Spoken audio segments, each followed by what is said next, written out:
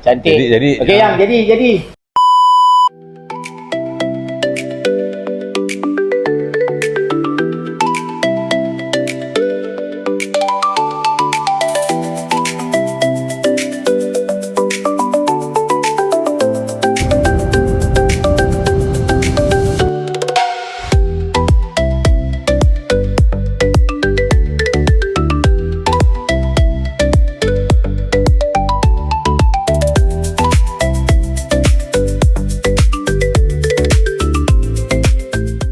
Macam ni lah sebatang-sebatang je ni. Ke you nak yang ada tu juga, yang macam kat luar tu.